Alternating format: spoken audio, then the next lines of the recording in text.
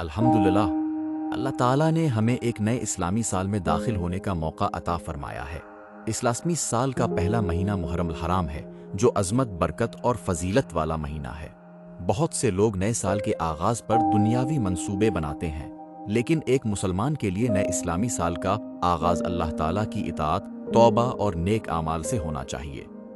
محرم الحرام ان 4 مہینوں میں سے ایک ہے جنہیں اللہ تعالیٰ نے حرمت والے مہینے قرار دیا ہے۔ قرآن کریم میں اللہ تعالیٰ فرماتے ہیں کہ مہینوں کی تعداد 12 ہے، جن میں سے 4 حرمت والے ہیں۔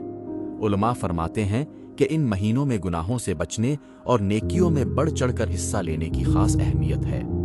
محرم کی عظمت کا اندازہ اس بات سے لگائیں کہ رسول اللہ صلی اللہ علیہ وسلم نے اسے شہر اللہ یعنی اللہ کا مہینہ فرمایا۔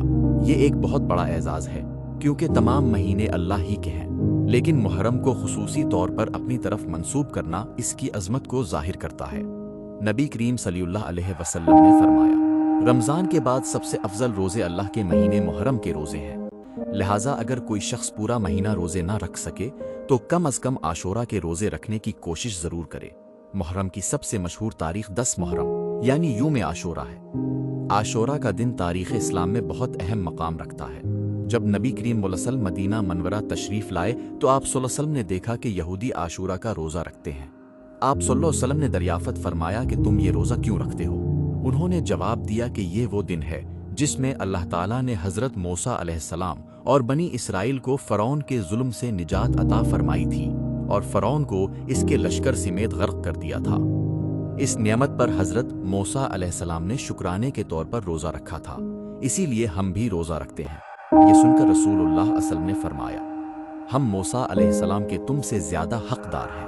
چنانچہ آپ صلی اللہ علیہ وسلم نے خود بھی عاشورہ کا روزہ رکھا اور صحابہ کرام رضی اللہ عنہم کو بھی اس کی ترغیب دی۔ ایک اور حدیث میں نبی کریم صلی اللہ علیہ وسلم نے فرمایا، مجھے اللہ تعالیٰ سے امید ہے کہ عاشورہ کا روزہ گزشتہ 1 سال کے گناہوں کا کفارہ بن جائے گا۔ یہ کتنی بڑی خوشخبری ہے کہ صرف ایک دن کا روزہ پورے سال کے صغیرہ گناہوں کی معافی کا ذریعہ بن سکتا ہے۔ البتہ نبی کریم صلی اللہ علیہ وسلم نے یہ بھی ارادہ فرمایا تھا کہ آئندہ سال زندہ رہا تو 9 محرم کا روزہ بھی رکھوں گا، تاکہ مسلمانوں کا طریقہ یہودیوں سے الگ ہو جائے۔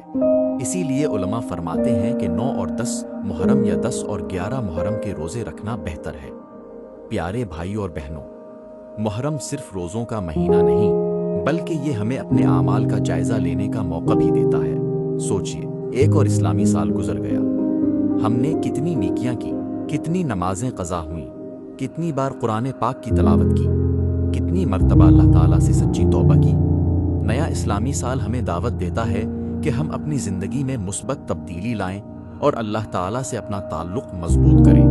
آئیے عہد کریں کہ اس سال نمازوں کی پابندی کریں گے، قرآن کریم کی تلاوت کا اہتمام کریں گے، والدین کی خدمت کریں گے اور ہر اس کام سے بچنے کی کوشش کریں جو اللہ تعالیٰ کو ناپسند ہے۔